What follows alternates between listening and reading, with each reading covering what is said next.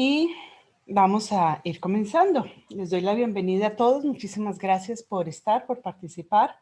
Como les comenté, estamos haciéndolo en varios medios simultáneamente, así que algunos tienen audio para comentar, otros podrán hacerlo a través del chat.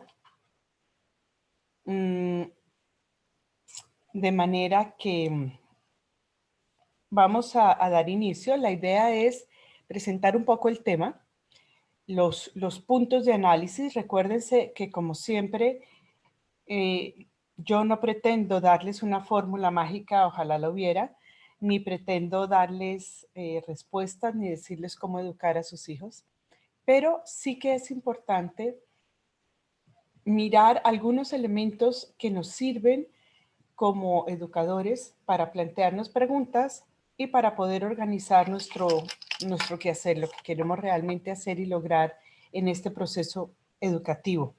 Así que, para quienes no me conocen, me presento rápidamente. Mi nombre es Ana María Vargas.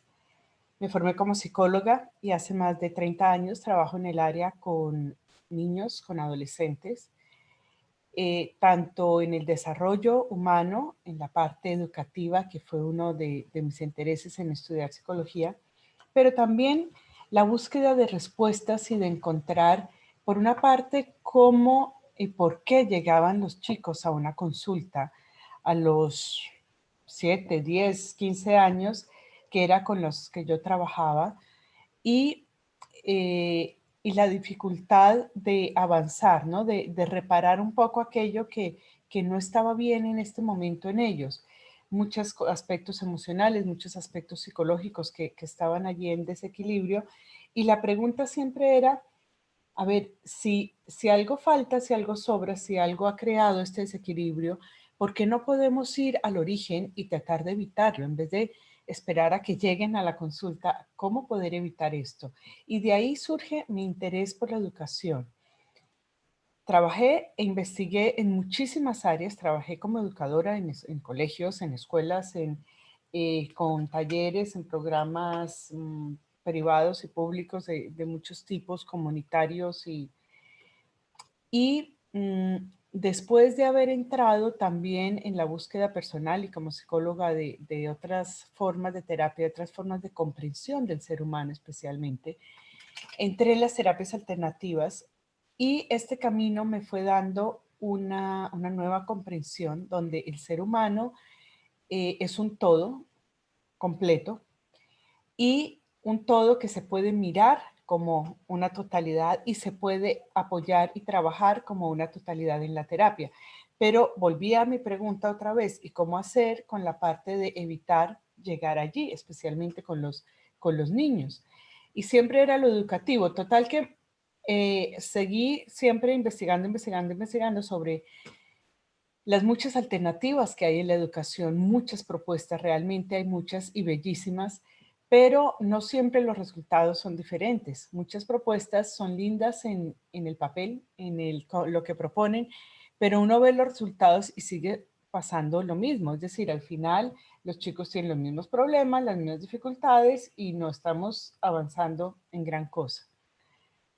En definitiva, hace unos 10 años, un poco más, buscando estas alternativas, comencé a plantear de todo este trabajo personal y espiritual y dentro de las terapias alternativas, cómo llevar eso al proceso de desarrollo humano, cómo entender el desarrollo humano como un todo, que no sean más estos pedacitos que nos sueltos que aparecen por muchas partes, sino poderlo trabajar entendiendo cuál es el mundo del niño, cuál es su necesidad en los diferentes momentos evolutivos y por lo tanto, qué es lo que podemos dar. Es como poderle dar el alimento adecuado en el momento adecuado. Si el niño tiene sed, no le puedo dar algo salado porque le va a dar más sed. Tengo que darle agua y tengo que darle algo que le ayude a calmar su sed.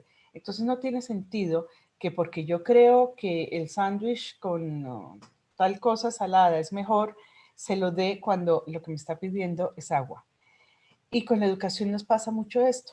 Así que lo que les voy a contar es desde esta experiencia que se ha estado desarrollando y que se ha evaluado ya desde hace más de 10 años, les decía, en varios países del mundo, 3 continentes, y que nos ha demostrado que es eficiente especialmente por eso, porque hemos podido llegar a la necesidad de los chicos, a la necesidad de su momento, al hambre que tienen, a lo que necesitan en ese momento. Así que en un tema como el de hoy, que es un tema bastante complejo, bastante delicado, pues vamos a echar mano de cómo podamos llegar a esta forma de trabajarlo. Veamos cómo nos va. El tema es educar con el castigo o con el aprendizaje. Es decir, el castigo, y todavía muchas veces uno oye, bueno, pero si a mí me educaron así, igual no salió tan mal. Algo sirve, a veces una buena palmada, un buen golpe en el momento acertado endereza, y estos dichos existen en todas partes. Y obviamente cuando los padres y educadores comenzamos a cuestionarnos un poco más el cómo, pues estos métodos se cuestionan mucho. Sin embargo, uno de los mayores problemas que tenemos es que hemos sido educados en formas donde el castigo seguramente era la forma primordial y la forma más importante de educación. Y por lo tanto, muchas veces, aunque no queramos, terminamos repitiendo. Estoy seguro que todos los que han sido papás nos ha pasado de encontrarse uno a veces haciendo cosas que dicen, Dios mío, pero si yo esto nunca lo quise hacer o siempre dije, no lo haré jamás. Y ahí estamos haciéndolo en esta forma. Esto también hay que considerarlo y no para señalarnos de malos padres o malos educadores, simplemente porque tenemos que entender que traemos unos esquemas, traemos un bagaje, traemos unos estilos que también hay que considerar en el tema de hoy. Entonces, a pesar de todas estas cosas, si ustedes están aquí, y estoy seguro que si son educadores nos lo hemos preguntado, ¿cómo evitar el castigo? ¿O qué sentido? Primero, ¿qué sentido tiene el castigo? Y segundo, muchas veces, ¿cómo evitarlo? O sea, cómo tratar de educar hacia un aprendizaje positivo, hacia algo que sea formativo y que no sea necesariamente a través del castigo. Y quiero empezar por eso, porque realmente ahí hay elementos que hay que analizar, porque como les decía, yo oigo todavía muchas veces gente que justifica el castigo y que justifica inclusive el castigo físico o castigos mucho más severos, eh, porque igual así lo recibieron y no hay otros elementos con que trabajar. Este creo que es uno de los factores más importantes, no tener elementos. Por eso, en un planteamiento como el que hacemos hoy, no estamos dando soluciones, pero sí estamos poniendo puntos de análisis, elementos con los cuales podemos decir, ok, pongo en la mesa de negociación conmigo mismo o como familia estos elementos para poder tomar decisiones al respecto. Entonces les decía, vamos, y a propósito lo puse primero en el título, porque es lo más fácil, es lo que todos sabemos fácilmente reaccionar con el castigo, todos sabemos reaccionar, todos lo hemos vivido y es lo más fácil reaccionar así. Lo más difícil es plantearnos lo otro. Así que llegaremos allá. Y el primer análisis que vamos a hacer es sobre el castigo. ¿Qué pasa cuando nosotros castigamos a un niño? Les pregunto, ¿recuerdan ustedes cuando les castigaban cómo se sentían? ¿Recuerdan ustedes alguna vez haberse sentido bien, haberse sentido acogido, haberse sentido que eso era, bueno, justo a veces como niños lo justificamos, aunque sea, los niños llegan a justificar incluso el maltrato físico por amor a sus padres, pero más el sentimiento interior, el sentimiento uh, de fortaleza o de debilidad o de bienestar o malestar. Seguro que lo recordamos como adultos. Ahora, sí. Las consecuencias del castigo. El castigo, a ver, tenemos que entender la perspectiva. Un niño depende de sus padres que lo cuidan o de los adultos que están alrededor de él que lo cuidan. Cree en ellos absolutamente, entrega su confianza porque además de pequeño no tiene otra opción. Ya más grande pueden empezar a tener otras opciones, pero de pequeño no tiene otra opción. Su confianza está en quien está alrededor y lo está cuidando. Y le otorga una credibilidad gigantesca. Esta perspectiva es importante de entender. Entonces, lo que diga el adulto, lo que haga el adulto, como lo haga el adulto, eso es para él la realidad y eso es el mundo. Uno, por esto que estamos diciendo, cómo le tiene que otorgar su confianza. Dos, porque a medida que crece también va creyendo cada vez más en ese adulto. Y tres, porque no tiene muchos elementos de comparación. Y aunque los tuviera, su pensamiento todavía no está desarrollado como para hacer todo un análisis de, a ver, mi padre hace esto, pero que debe ser por tal cosa, en cambio esto de otra manera es diferente. No hay estos elementos todavía en el pensamiento para poderlo procesar, para poderlo elaborar. De manera que vamos a ver aquí un poco las consecuencias, vamos a ver lo que afecta a nivel grande y después entramos en los otros elementos. Bienvenidos los que están llegando, Juan Martín y por aquí a Iona y Juan Manuel. Crea dificultad en la comunicación. ¿Por qué? Porque si el efecto de algo que se hace, que en muchos casos el niño realmente ni siquiera sabe que está mal. Cuando los padres dicen, pero si yo le he dicho, pero ¿cuántas veces le he dicho? Pero dicho no significa que... te voy a silenciar para que no nos interfiera en el... Voy a silenciar el micrófono porque se está interfiriendo. Gracias. No importa si se lo hemos dicho muchas veces, no necesariamente el niño nos está entendiendo, porque el niño tiene un pensamiento concreto todavía. Esto lo hablábamos en las sesiones pasadas de hablar de límites. Y en su pensamiento concreto, él puede entender un elemento, él no puede entender 50 elementos a la vez, ni siquiera 2 o 3, un elemento. Entonces, nosotros le hemos dicho que no está bien recibir dulces de los extraños, el típico de toda la vida, ¿no? Pero la persona que le habla se siente al lado de él y le habla 2 minutos ya, para él no es un extraño, o a lo mejor ni siquiera sabe lo que es un extraño. En su concepto todavía no hay un entendimiento de lo que es un extraño. Entonces, es un ejemplo tonto, pero estas son las cosas que vemos. Entonces, recibe esto, nosotros nos enojamos con él, le decimos porque ya lo hemos dicho. Como adultos pensamos que de la lógica una palabra se entiende o una frase se entiende y el niño lo tiene que ejecutar así. Bueno, pues resulta que muchas veces no es así. No es así porque él no tiene un referente concreto con que entender esto. Esto, bueno, ahora vemos un poco los casos, pero muchas veces se encuentra uno, los padres, preguntando, pero ¿por qué lo hiciste? Pero explícame, ¿qué fue lo que pasó? ¿Por qué hiciste?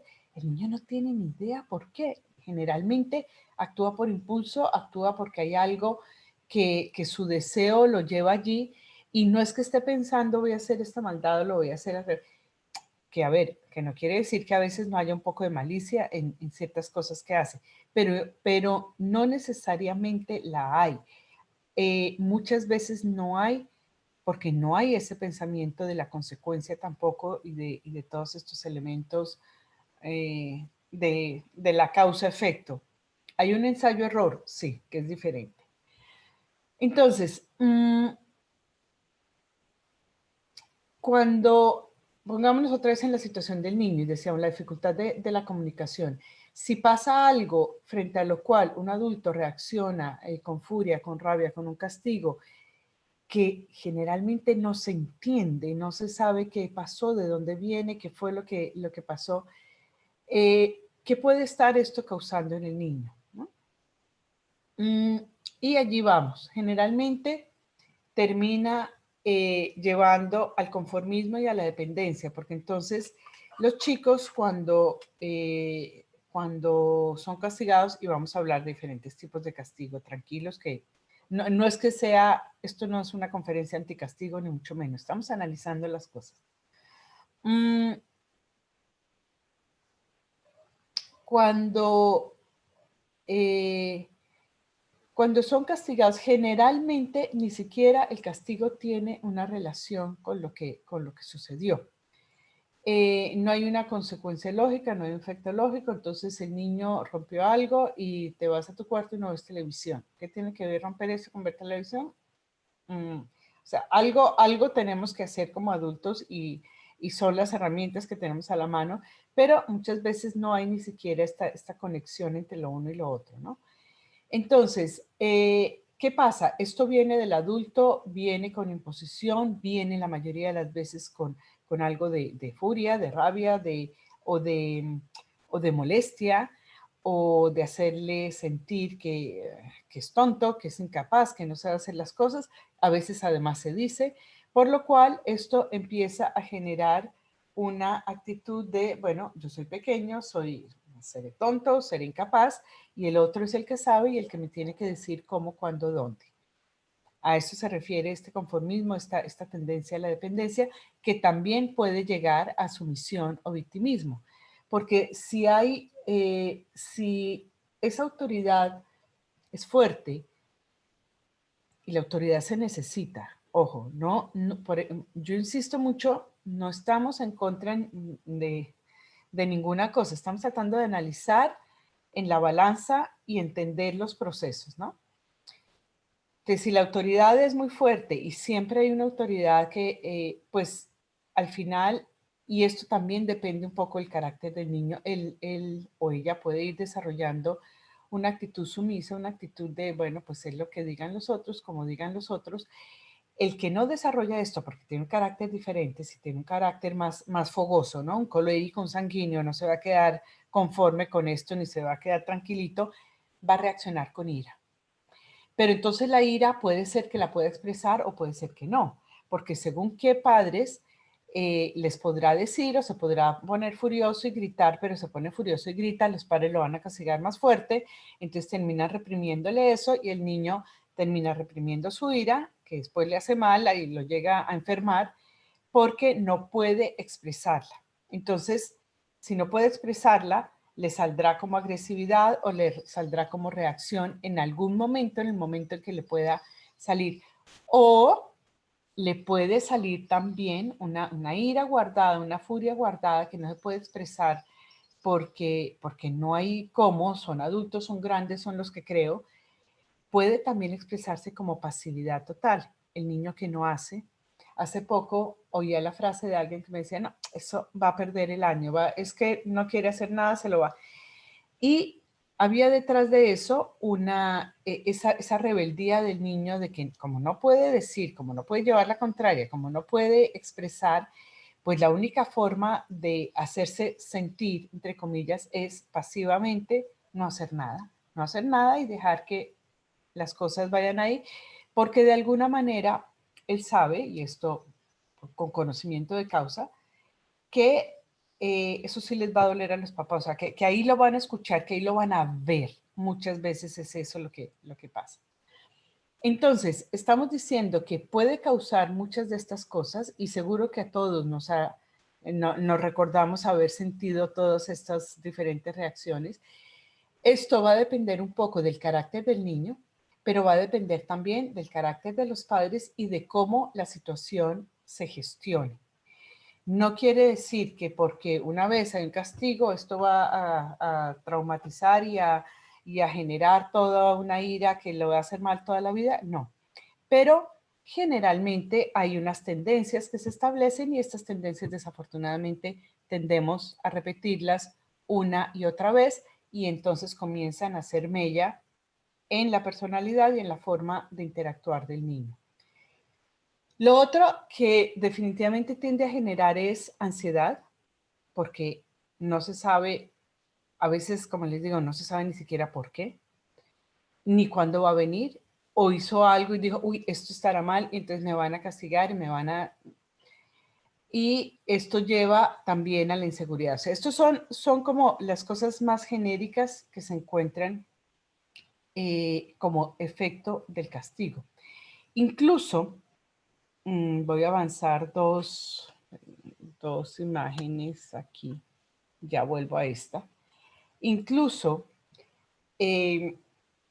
mirando en estos días que preparaba todos estos temas, porque hemos tratado el tema de los límites ya desde hace varias semanas, las investigaciones en psicología han demostrado que el castigo puede actuar en el comportamiento inmediato. Actúa porque hay miedo, porque hay prevención, porque hay una reacción fuerte, evidente, o porque hay una consecuencia dolorosa que hace mal al niño.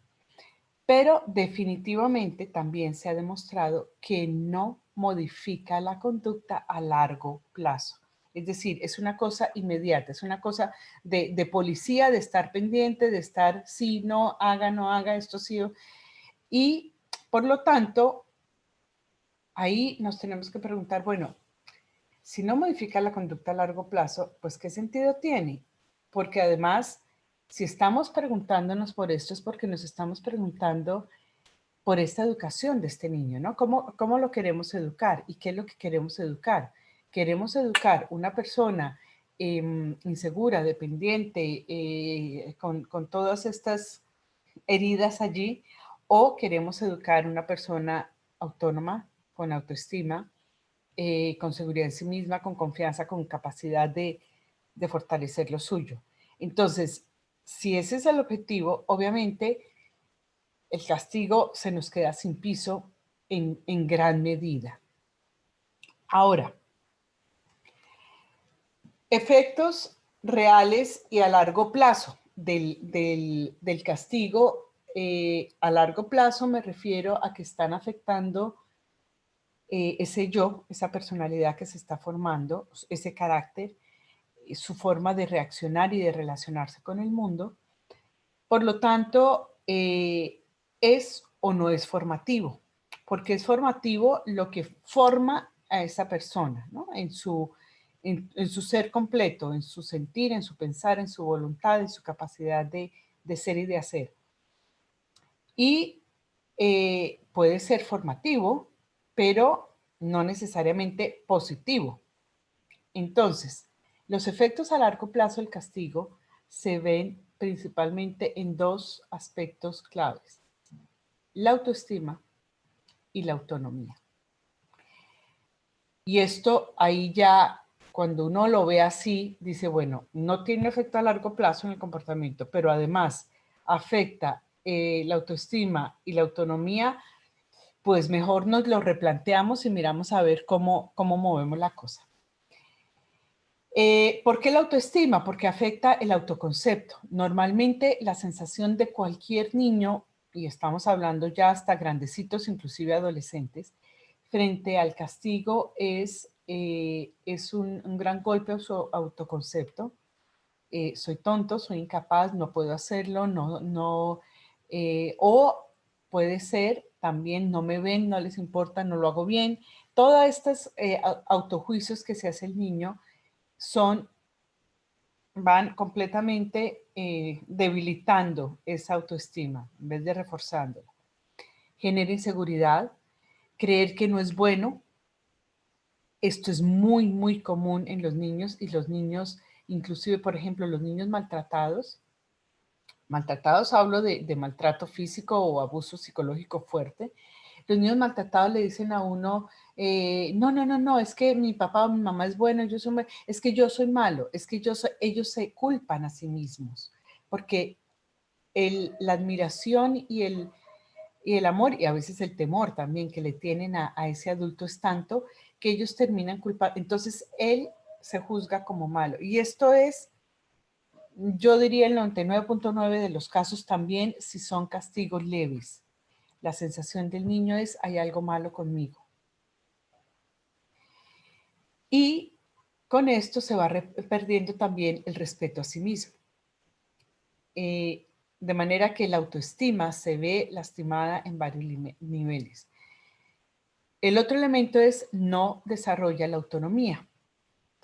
Y aquí tenemos otro elemento clave, porque decimos, si nos hemos planteado que queremos educar a un chico y por eso nos preguntamos cosas como esta, con un yo fuerte, con una capacidad de funcionar, de hacer, de ser proactivo, todos estos elementos positivos, pues necesita una capacidad de autonomía, ¿no? Una voluntad que le pueda dirigir y que le pueda ayudar a funcionar.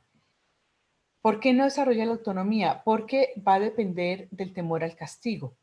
En términos morales, la autonomía se desarrolla cuando podemos pasar del temor al castigo, que en el pequeño es lo normal, porque no hay otros elementos de juicio, pero tenemos que ir pasando de esto a un entendimiento de la regla y de la norma. Si nosotros nos quedamos pensando en que no hago esto porque si la policía me ve me multa, estamos pensando como un niño pequeño, a nivel moral estamos pensando como un niño pequeño. De allí tenemos que pasar a, bueno, esto puede hacer daño a otros o puede ser peligroso para mí, para otros, por lo tanto, esto lo voy a evitar. Ese es el proceso natural, pero para eso hay que llegar a los 14 años y más.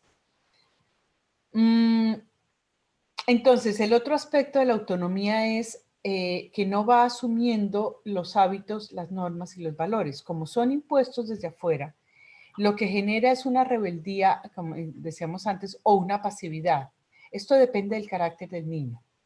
No solamente, bueno, y de los padres, decíamos. Si son padres muy impositivos, es muy seguro que genere una reacción represiva y muchas veces una agresión pasiva porque no pueden expresarlo de otra forma. Pero según el carácter del niño, esto tendrá una forma u otra. Pero de todas maneras, lo que en realidad sí está pasando en cualquier caso es que no asume en sí mismo sus hábitos, sus normas, sus responsabilidades, sus valores, sus capacidades y sus fuerzas para hacer las cosas.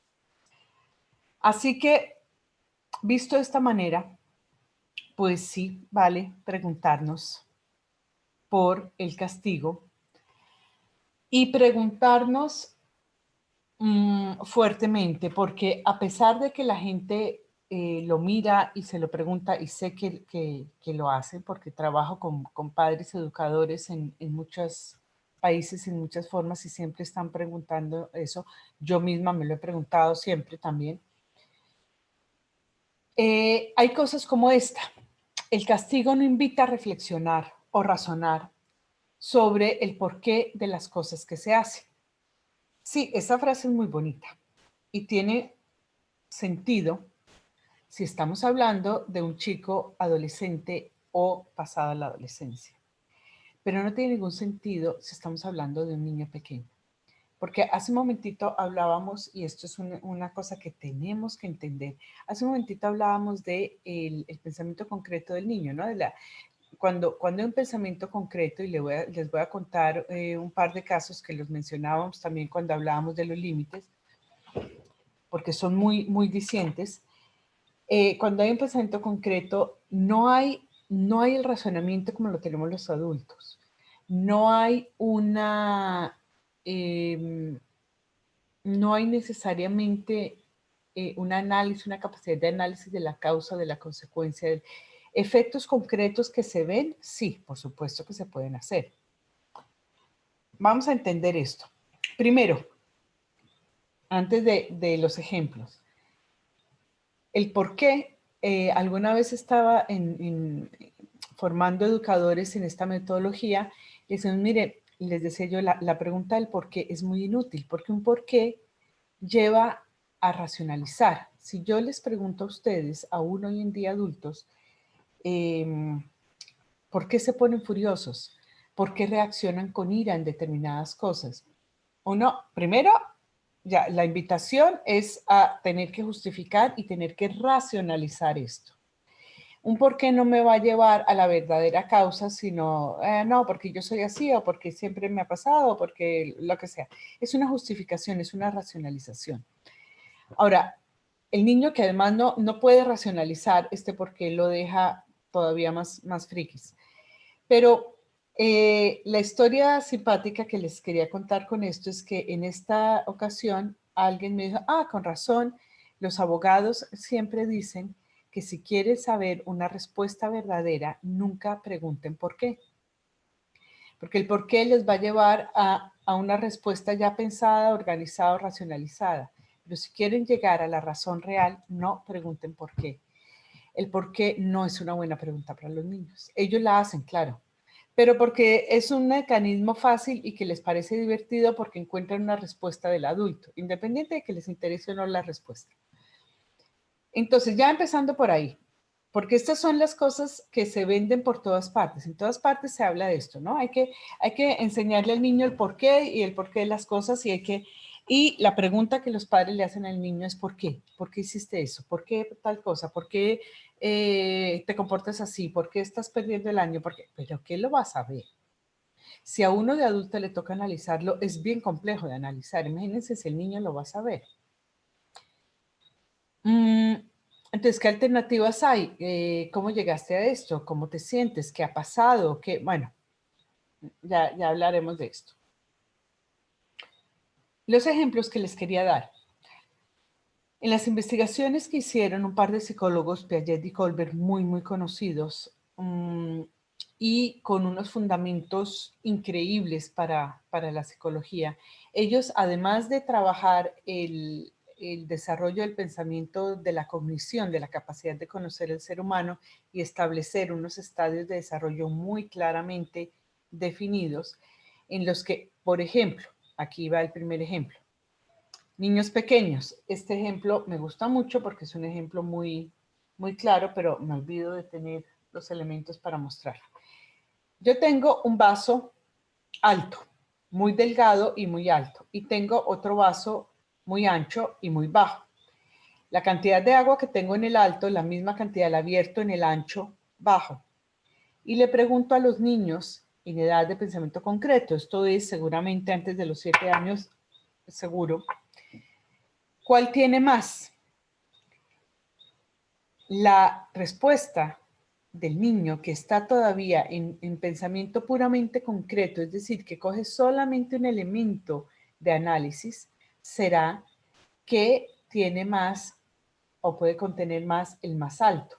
¿Por qué? Porque para el más alto parece más. Ha tomado un elemento de la realidad, no ha tomado el ancho, solo el alto, y el volumen no tiene ningún significado para él. Que el volumen sea el mismo y que contiene un vaso alto y largo y delgado y uno ancho y corto, no tiene ningún significado. Aunque lo vea hacer, muchas veces no puede todavía entender que es la misma cantidad. Entonces, un niño que no puede entender que es la misma cantidad de agua en un vaso alto delgado y en uno ancho corto, ¿qué sentido tiene ponernos a racionalizar con él, a reflexionar y razonar sobre por qué y para qué y de dónde y para dónde? ¿Es o no es? Las cosas para los niños pequeños son o no son. El mundo de ellos es así. Su pensamiento es o no es. Entonces, quienes estén interesados les puedo enviar también. Después me escriben y les envío también hemos hecho conferencias anteriores sobre cómo establecer límites y ahí hablábamos un poco más ampliamente de esto. De manera que allí tanta reflexión no funciona. Nos funciona el sí o el no. Esto sí, esto no. Aquí puedes hacer esto, aquí no. Si estás afuera, hace calor, estás afuera jugando y hay agua, te puedes mojar y echar el agua encima. En la casa no te puedes echar el agua encima, o si hace frío, no, hay cosas sí o no, muy concreto y muy claro para que el niño pueda entender eso. Y volvemos a los ejemplos que hacíamos al principio, ¿no? A veces le decimos al niño cierta cosa, no recibas dulces de un extraño, pero el niño todavía no sabe que es un extraño. Y si sabe que es un extraño, es una persona con quien no ha hablado, que no lo conoce, y la persona se sienta al lado suyo y le habla, pues ya no es un extraño. O sea, es muy difícil que todos estos conceptos entren allí. Entonces, ahí tenemos que ser pacientes y poco a poco ir introduciendo elementos, pero sobre todo tenemos que entender cómo está entendiendo el niño su mundo. Porque si no, le estamos hablando, aquí es como si ustedes le explicaran física de nivel universitario a un niño de kinder, pues no lo va a entender. Así les abran los ojos y los miren y ustedes digan, wow, me está poniendo atención, pues no lo está entendiendo. Muchas veces, en cómo nos expresamos los adultos, al niño le está pasando eso. Nos parece que porque nos miran nos están entendiendo y no es así. Entonces pasemos a cuál es la opción, porque esto es lo que realmente nos interesa. ¿Cuál es la opción?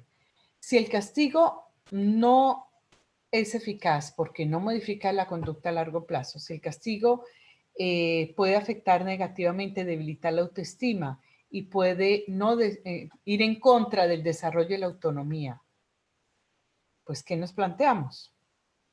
¿No? Educar en la autonomía, en la proactividad y en los valores. Autonomía y autoestima, proactividad y valores. De manera que de eso vamos a hablar ahora. Vamos a entrar en estos temas y vamos a ver qué nos propone. Para eso, lo primero, ¿qué se necesita? Volvemos siempre sobre el mismo. Uno, entender el proceso, lo que estábamos hablando hace un segundo. Entender el proceso. Si yo no entiendo lo que es el proceso de, por ejemplo, establecer valores, de la autonomía, de todo eso, voy a ir dando a tientas, a ensayo-error, como lo hacen los niños, y no necesariamente va a ser muy eficiente. Entender el proceso significa entender, uno, el proceso de la autonomía, cómo se desarrolla la autonomía. Ya dijimos, hay varios audios y videos que les pueden ayudar con esta idea, pero a grandes rasgos. Se desarrolla al ir desarrollando las habilidades básicas del niño y sus capacidades básicas, que aprenda a vestirse, que aprenda a comer, que aprenda a ayudar con cosas muy elementales en casa, a participar de cosas que él puede hacer. Esto que hace que desarrolle habilidades, con lo cual gana confianza, gana seguridad y que vaya desarrollando también habilidades de participar con el otro. Si nosotros lo aislamos y lo tenemos allá haciéndole todo, pues no está desarrollando en gran medida su autonomía. Entonces hay que entender el proceso, pero también el de la autoestima, ¿no? ¿Cómo se va instaurando esto? ¿Cómo podemos fomentar y apoyar la autoestima del niño? Que es donde vamos a llegar ahorita con algunos elementos de análisis. Cuando nosotros entendemos el proceso cognitivo del niño, que no tiene sentido ponernos a darles explicaciones larguísimas a los 5 años porque no sirven, no llegan, no tiene ningún sentido. Ya llegará el momento en que ellos mismos nos preguntan y nos van a poner contra la pared con sus preguntas, pero ¿por qué? Pero tú dijiste, pero esto, pero siempre me has dicho esto, pero mira cómo lo haces tú, pero mira cómo nos enloquecen con sus preguntas. Ahí nos están mostrando que ya son capaces de hacer un análisis de la causa, del efecto de la planeación, ¿no? Porque sus procesos se han desarrollado. Y esto se da más o menos hacia los 12 años, más o menos, no hay un momento exacto tampoco para nada de esto. Ahora, tenemos que entender los procesos como educadores. Segundo, tenemos que entrar en un análisis y en una planeación. Ahí es donde entra en la individualidad. Por eso yo siempre les digo, yo no les puedo enseñar a ser padres ni a ser educadores, porque cada cual tiene su criterio, su forma, sus prioridades, con lo cual lo que sí podemos es mirar los elementos de análisis y cada cual mirará, bueno, a ver, para mí es importante que mi hijo aprenda esto, desarrolle esto en esta forma. ¿Qué puedo hacer? ¿Cómo lo puedo hacer? ¿Qué necesito? ¿No? ¿Qué herramientas, qué piecitas necesito para que esto funcione? Y entonces planearlo anticipadamente. Más y sobre todo con un tema como este del castigo. Porque si nosotros queremos evitar que nos salga el automático de que al niño se le cayó algo, en estos días una persona preguntaba, y fue muy linda la pregunta, porque decía, al niño pequeño se le cayó un frasco de mostaza. Dice, yo no sé cómo actuar desde la consecuencia y no desde la furia y la reacción automática que tiene de ponerse furioso y pegarle un alarido al niño y mandarlo a que se vaya para poder recoger, ¿no? Entonces, tomemos ese ejemplo para analizarlo un poco y ver por qué estamos haciendo todos estos elementos. ¿Cuál es la consecuencia inmediata de que se cae un frasco de mostaza al suelo? Se va a romper y se va a hacer un gran reguero. Primero, se perdió, se dañó. Segundo, se ha hecho un reguero, hay que limpiarlo.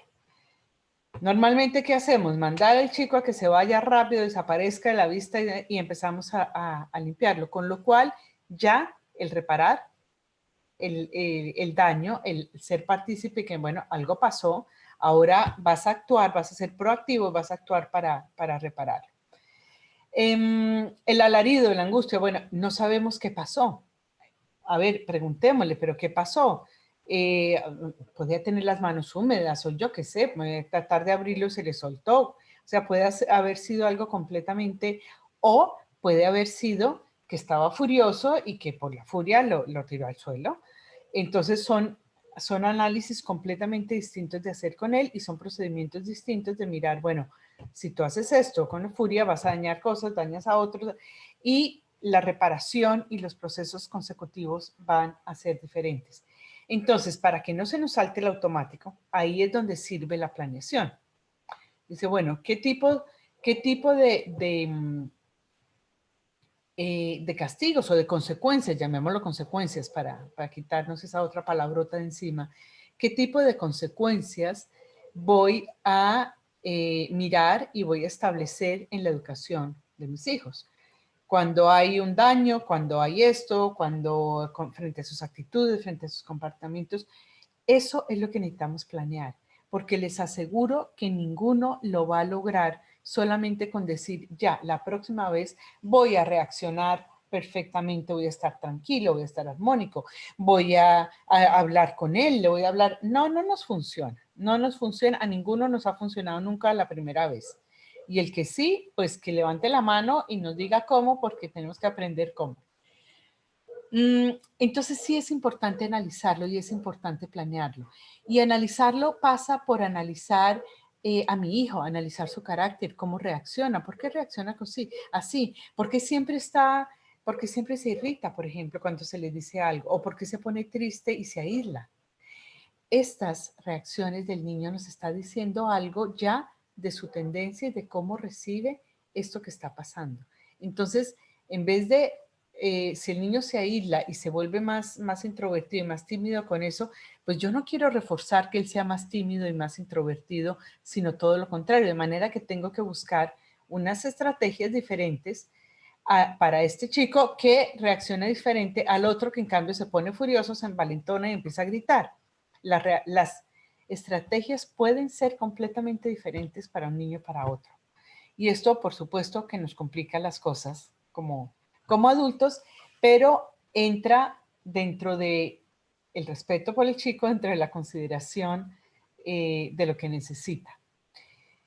Entonces, ahí estamos, ¿no? En el plantear prioridades y opciones de antemano. Las prioridades son importantes de plantear para los adultos.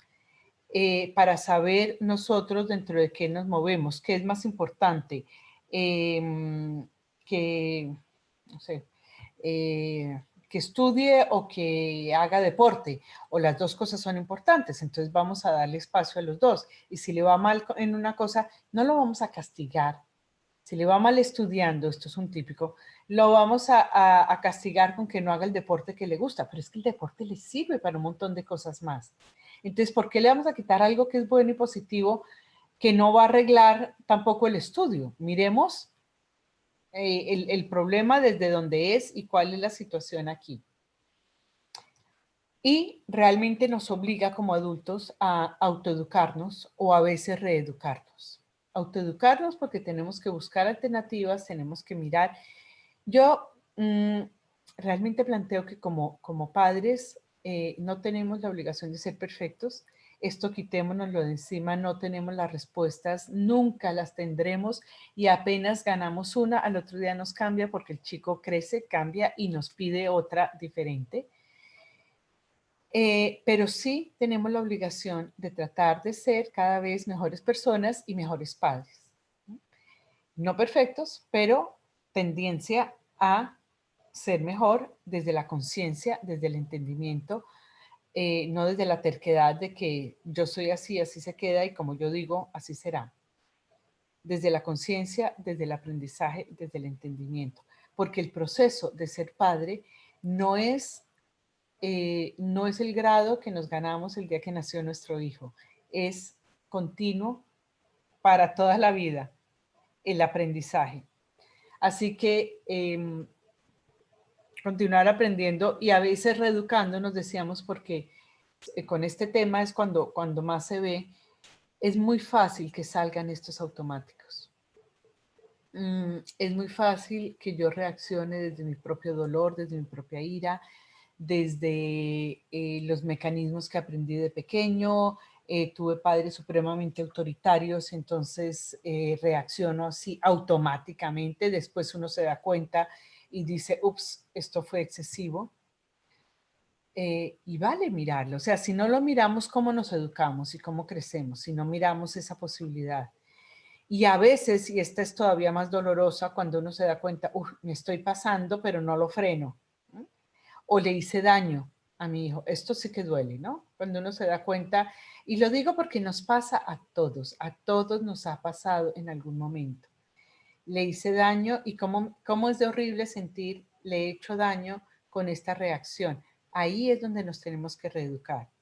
O sea, lo que sería absurdo es pensar que somos perfectos, pero también pensar que le hice daño, pues sigámoslo haciendo igual, porque igual no sé cómo hacerlo distinto. No, ahí tengo que buscar formas de reeducarme y de hacerlo distinto. Entonces, miremos cada uno de estos aspectos, algunas claves que nos puedan ayudar. ¿Cómo educar en la autonomía y en la autoestima? En la autonomía, estamos educando en el niño el autodominio, autoconcepto, su sentido de realización y su capacidad de proyección y la voluntad. Entonces, ¿cómo se traduce eso en la práctica y en el día a día? El autodominio comienza por la conquista de su cuerpo, de sus fuerzas, de sus capacidades. Si el niño está empezando a comer y le doy una cosa caliente, un plato delicado o un vaso, ¿no? un vaso de cristal que al niño se le resbala y se le cae y se rompe, primero no lo puedo castigar porque la culpa es mía, por haberle dado al niño que todavía no le he enseñado a dominar su fuerza, su mano, su coordinación. Esto lleva tiempo, cada uno de estos procesos lleva tiempo en el niño. Imagínense que coger un vaso implica coordinar mano-ojo, ¿dónde está? Llevar la mano, agarrarlo con la fuerza que necesita para poderlo levantar. Si lo levanto demasiado rápido, si ustedes nos ha pasado, ¿no? De coger algo que pensamos que es pesado y de pronto lo cogemos con fuerza y sale, ¿no? Entonces, si lo coge con mucha fuerza, lo que hay en el vaso va a saltar, ¿no? Todo esto son procesos que llevan tiempo en el niño.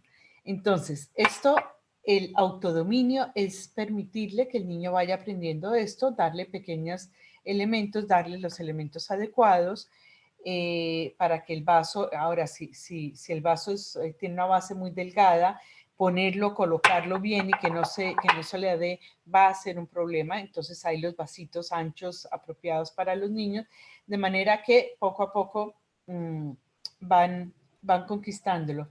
Y claro que pueden aprender también con los elementos que hay en casa. Esto no quiere decir ni mucho menos que tenemos que comprar un vaso para cada mes del desarrollo del niño, pero entonces tenemos que estar atentos de ir haciendo con él, de ir mostrándole cómo, de ir indicándole y de ver, de observar. Esta es otra cosa muy, muy, muy, muy, muy importante en este proceso, queridos padres educadores, observar qué dificultades tiene. Hay niños que por X o Y razón tienen dificultades, por ejemplo, en la coordinación mano-ojo, entonces no coordina bien. Entonces miramos, a ver, ¿Será que hay algo en los ojos del niño? ¿Será que no ve bien? ¿Será? O tienen la habilidad muscular, entonces sus músculos son muy lábiles todavía y no agarra bien, entonces tendríamos que buscar ejercitarlo, cómo se ejercita para que sus músculos tomen, o sea, todo esto hace parte de, porque ¿cómo voy a castigar yo a un niño porque tiene una labilidad muscular y no es capaz de tomar bien la taza? Simplemente porque sus músculos no funcionan. O sea, no tiene sentido castigarlo porque sus músculos no funcionan. Tengo que ver que sus músculos no funcionan y mi responsabilidad como adulto es ayudarlo a que desarrolle eso antes que castigarlo porque es un tonto o un inepto. Entonces, la observación de cada chico es muy importante. De manera que este autodominio es ir ganando en todo esto. Entonces, si yo le estoy enseñando autodominio y el niño botó el vaso, el frasco de mostaza que decíamos, por furia, entonces, ¿cuál es el dominio que tiene que aprender? El dominio de su furia. Entonces tengo que ir a la furia, qué pasó, cómo es, cómo te sientes, qué se expresa, buscar alternativas para que él lo exprese de forma diferente y no tirando las cosas al suelo. Pero si es porque tiene la mano húmeda o se le resbaló o estaba tratando de abrirlo, entonces yo digo, bueno, mira, la próxima vez lo haces encima de la mesa, lo apoyas en esto, de pronto con un trapo, un frasco. O sea, miramos cuál es el elemento para que él aprenda a dominar este fallo que hubo en el problema. ¿Sí ven la diferencia cuando vamos al niño y a lo que pasó en vez de a la reacción automática del adulto enfurecido? Entonces podemos ir enseñándole autodominio al ir corrigiendo las cosas que ha hecho mal o que ha habido una falla o que no ha hecho como lo esperábamos. También ahí hay que mirar qué estamos esperando del niño. Estamos esperando algo que está acorde con él, con su edad y con el respeto a este chico, o estamos esperando que funcione como un adulto que todavía no es. Estamos hablando del autoconcepto. El autoconcepto es esto que yo pienso de mí mismo. El autoconcepto tiene que ver con lo que decíamos de sentirse tonto, sentirse inútil, sentirse malo, sentirse que es incapaz. Entonces, quiero desarrollar la autonomía y un autoconcepto positivo del niño. Bueno, miremos, no eres tonto, no eres un bruto, no eres un inútil por haber hecho esto. Miremos qué fue lo que pasó. Ah, no sabes hacer esto, vamos a aprender a hacerlo. Te sientes mal por esto, vamos a ver que un error lo cometemos todos. Hasta eso hay que aprender que está bien errar y que no pasa nada cuando erramos. Errar es humano y si aprendemos es un elemento más para crecer. Entonces, el autoconcepto se crea de lo que nosotros le vamos diciendo al niño o cómo reaccionamos frente a eso. A veces no le decimos, o sea, no tenemos que decirle que es un inútil para que él se sienta un inútil. Lo mismo que a ustedes, a cualquiera, no le tienen que decir, ciertos jefes o ciertas personas no nos tienen que decir que somos inútiles para que nos hagan sentir aquello, ¿no? A veces la sola reacción, la cara, la molestia de la mamá o del papá, ¿no? Esta cara ¿no? De otra vez con sus tontadas, otra vez se le cayó, esto es suficiente para transmitir un autoconcepto de, pero qué inútil, qué incapaz, pero miren este tonto, ya está otra vez, todo el mundo voltea los ojos y el niño obviamente percibe y lee lo que está pasando allí, no necesita que se lo diga. Si estamos desarrollando la autonomía, estamos, entonces ahí en el autoconcepto, atención a las palabras que se usan, ¿no? En vez de calificarlo negativamente, califiquemos, si hay que calificar algo, califiquemos el hecho. El hecho a veces puede ser una cosa tonta, pero el niño no es tonto. Ojo a la diferencia. Es decir, pero estamos hablando ya de chicos más grandes que pueda, bueno, quizá esto y el niño seguramente lo puede decir, no, es que realmente no lo pensé, no lo hice, no sabía, y el hecho puede haber sido no pensado, puede haber sido no lógico, pero no el niño. El niño no es tonto porque hace una tontada. La tontada la podemos hacer todos. A veces cuando no pensamos y no hacemos. Pero si yo le digo y le hago sentir tonto, ahí está afectando su autoconcepto. Si es el hecho, o si yo analizo el hecho y si yo veo, mira, ¿qué pasó aquí? ¿Por qué pasó aquí? Porque antes tenía las manos mojadas, la próxima vez es mejor si te secas las manos antes de tratar de abrir el frasco, para que no se resbale. Aprendizaje hecho, el concepto realizado. Catherine me pregunta si estamos grabando la charla, y los que están por Instagram, si la quieren con imágenes, por favor me escriben para poderles enviar, pero necesito que me escriban porque yo por el Instagram no logro mandar los videos. Me pueden escribir a eduardhat@gmail.com. Ahí. Listo. Continuamos. Com. Es un com, obviamente, no un vom. Quedó vom, pero ya, obviamente es un com. Si estamos educando la autonomía, estamos educando su sentido de realización y de proyección, es decir, de sentirse capaz de hacer las cosas, de sentirse capaz de realizar. Entonces, volvemos, si yo le hago sentir que sí capaz, si yo lo mando al cuarto a que reflexione por lo que hizo y se ponga contra la pared, en vez de, bueno, venga, vamos a limpiar aquí. Para limpiar esto ahora hay que hacer, claro, si hay vidrios y es muy pequeño, vamos a tener cuidado. Esto lo limpia mamá porque aquí hay vidrios, es peligroso, pero tú puedes ayudar con esto y esto y esto. Después de que se limpie, le damos un trapo para que pase. O sea, esto es educarlo en su sentido de realización, de yo sí soy capaz de cuál es la consecuencia lógica de haber, de que haya pasado una tontada, pues que lo tengo que reparar, que algo tengo que hacer para reparar eso. Entonces, en vez de mandarlo castigado a la cama, lo que sea, vamos a ver cómo repararlo, con lo cual tengo que ver también el momento evolutivo de la capacidad del niño y le doy una tarea en eso, una tarea en participar en eso. Ahora, si es muy pequeño, no le puedo decir, bueno, y ahora recoge los vidrios y compra otro frasco de mostaza, pero sí le puedo decir, bueno, ahora vas a colaborar o vamos a preparar una para que la familia vuelva a tener mostaza. O sea, esto ya sería súper proactivo, pero estoy dando ejemplos para que lo veamos en la práctica realmente cómo funciona esto, cómo le enseño un sentido de realización y por lo tanto más adelante de proyección. Bueno, yo soy capaz de, yo reacciono, actúo y hago. Y le estamos educando en la voluntad de controlar, equilibrar, por ejemplo, sus emociones, sus impulsos. Todo esto es súper importante en el niño. Es normal que haya momentos en que los impulsos a las emociones se los ganen, pero no es normal que no entremos a buscarle alternativas para que esto se aprenda a manejar y lleguemos a adultos y sigamos impulsivos como cuando teníamos 5. Esto no es normal.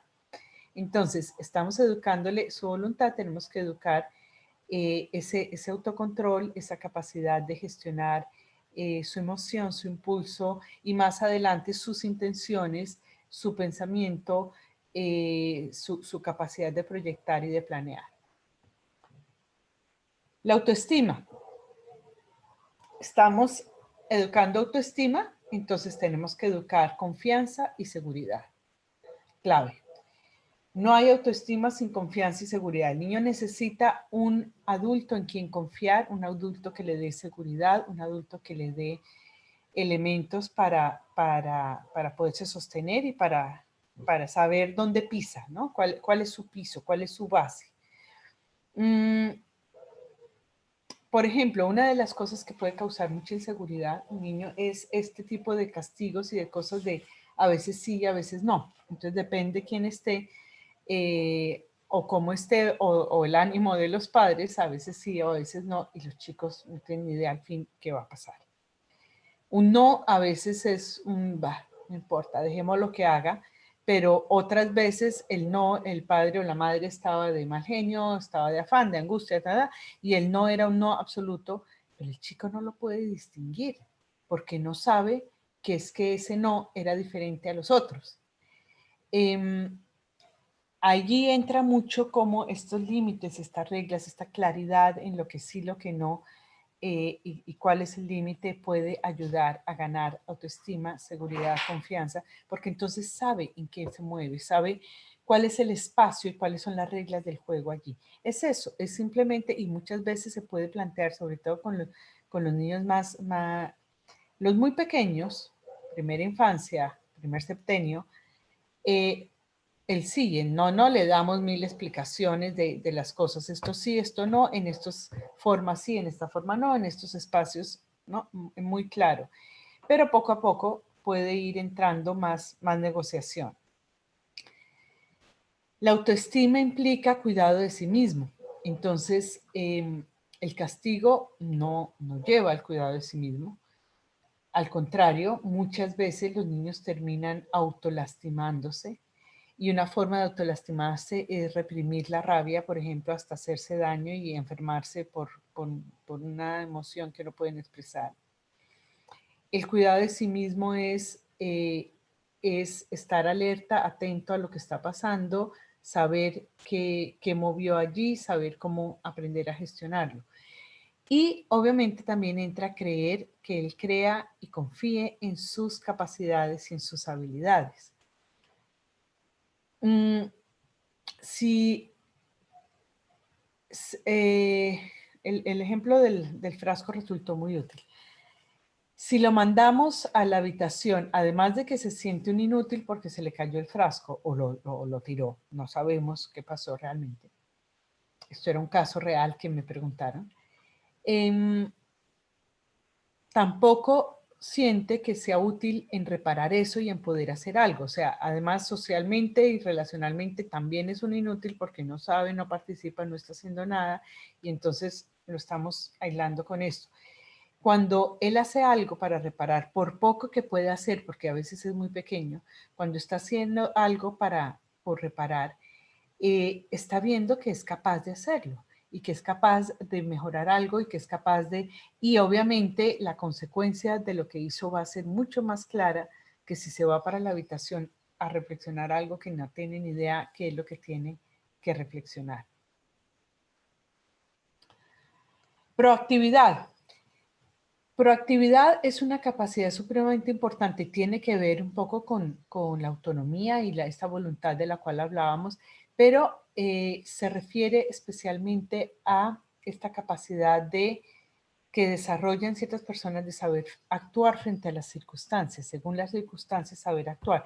¿Cuántas veces no actuamos por temor? ¿Será que sí? ¿Será que no? ¿Será que hago? ¿Será adecuado? ¿Será no adecuado? Ahora piensen ustedes de dónde viene ese temor. ¿Ese será adecuado o no adecuado? ¿Será que sí? De las inseguridades que se generaron allá atrás de niño porque nos hacía sentir que era inútil o era incapaz. Entonces, el saber actuar frente a las circunstancias tiene que ver con lo que decíamos de recoger, ayudar a recoger la mostaza y el frasco y reparar y poder hacer algo positivo, con lo cual ya ni se siente inútil ni se siente tonto, sino que por eso decíamos, si ya llegó, dijimos, bueno, ahora vamos a preparar, vas a aprender a preparar una mostaza para la familia, para eso ya llegamos al top de la proactividad, ¿no? Además, estás haciendo algo proactivo para reparar eso. Pero imagínense todo lo que esto implica en la vida de las personas, porque es que posteriormente los problemas son, o sea, los problemas que dejan paralizada a la gente, que no sabe qué hacer, que no sabe cómo reaccionar, que no sabe, vienen de la no proactividad, ¿no?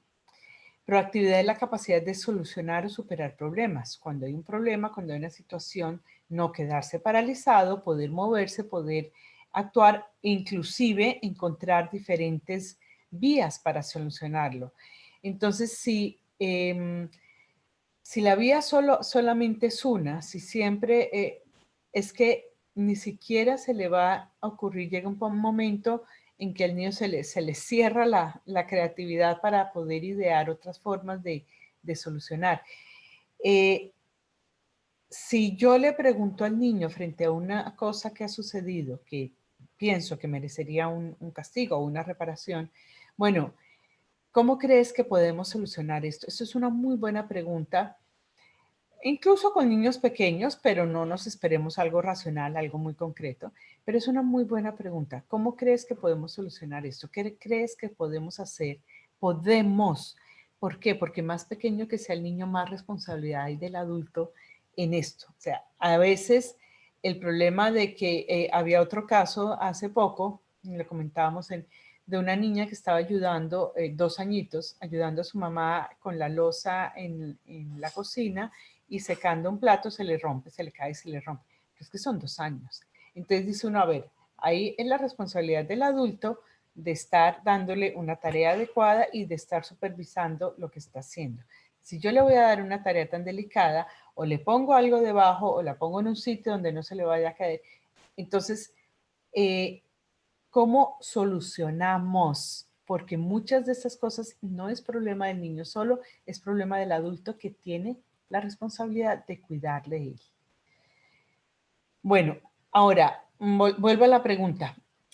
Ustedes no se imaginan la cantidad de soluciones creativas que pueden salir de los chicos, incluso muy pequeños.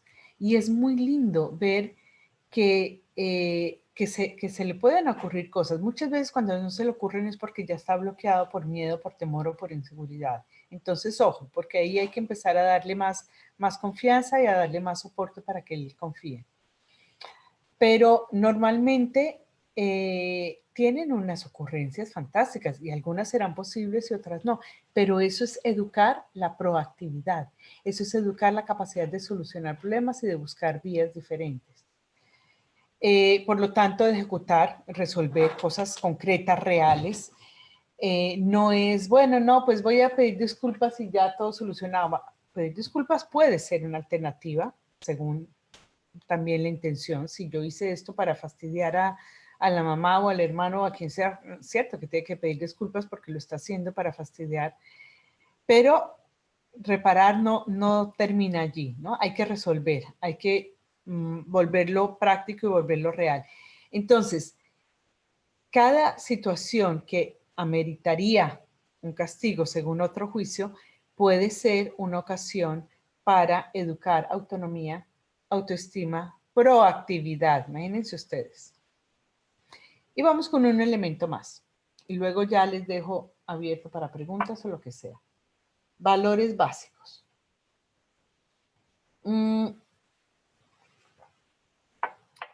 Obviamente, la escala de valores puede cambiar mucho de una familia a otra, de un criterio a otro, y eso está perfectamente normal.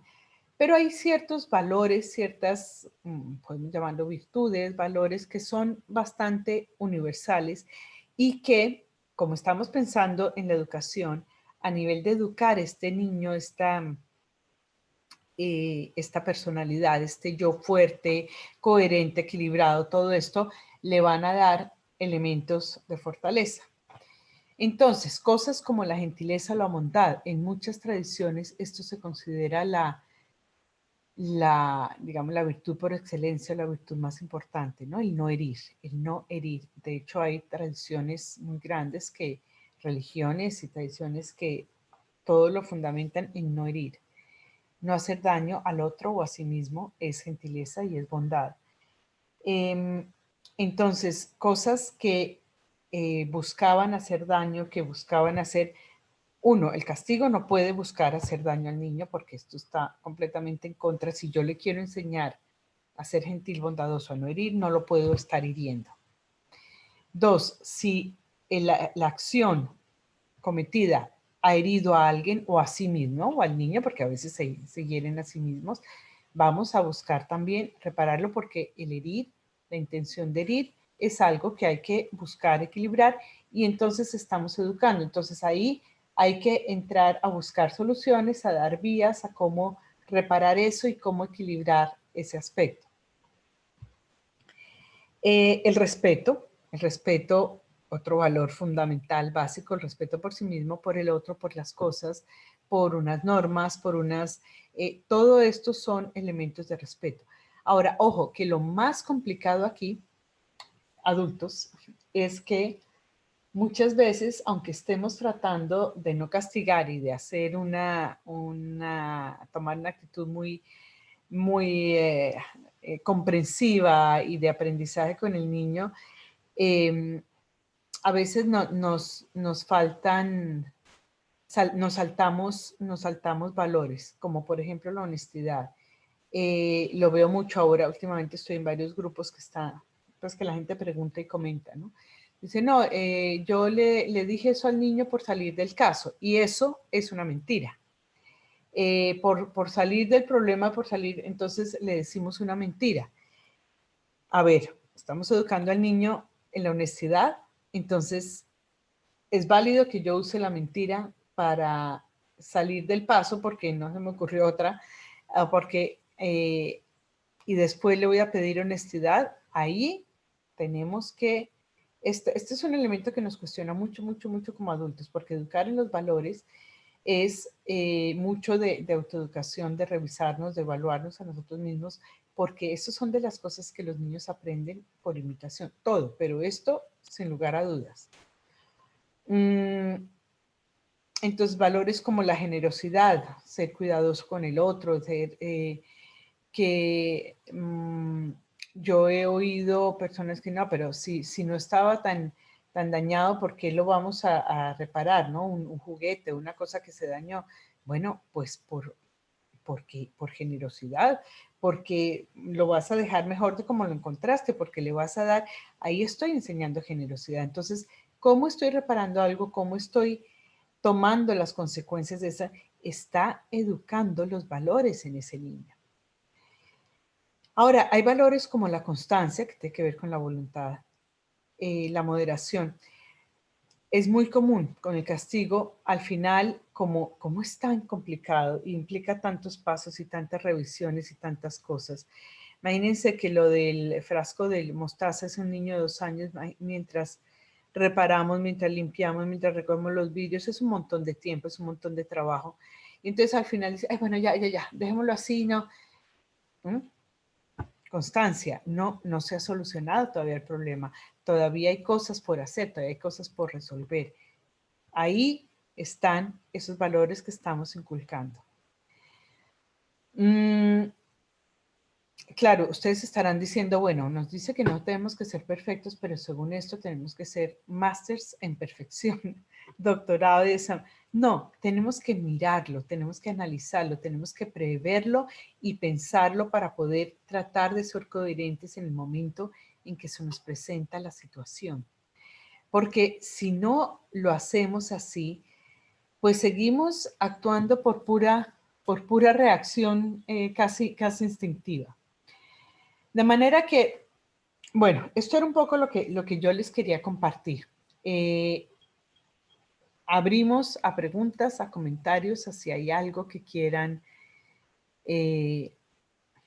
no sé.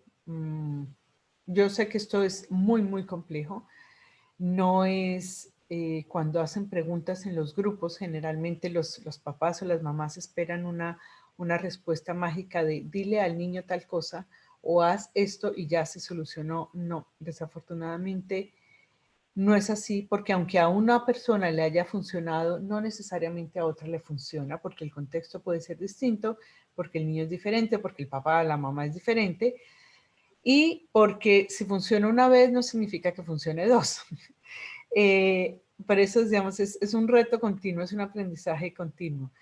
Pero espero al menos que estos elementos nos hayan dado algunas pautas de, bueno, en qué pienso y cómo me lo pienso, cómo lo organizo, cómo lo analizo, qué puedo prever y qué puedo plantear como plan.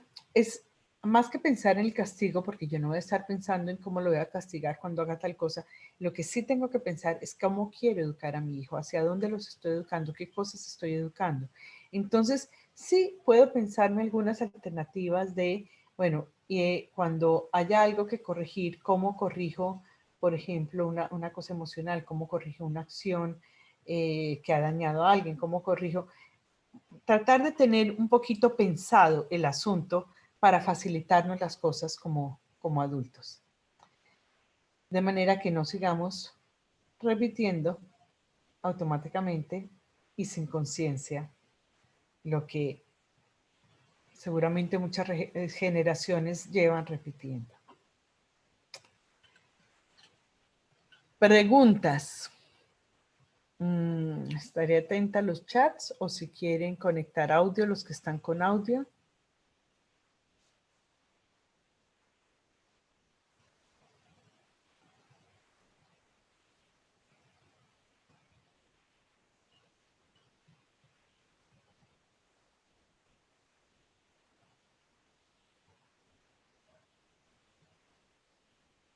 ¿Alguien? Bueno, están muy calladitos. O los asusté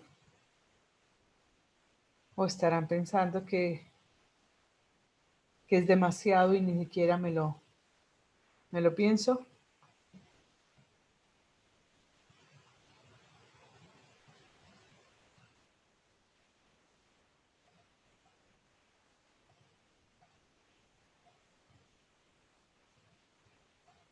Bueno, pues muchas gracias a todos. Agradezco su participación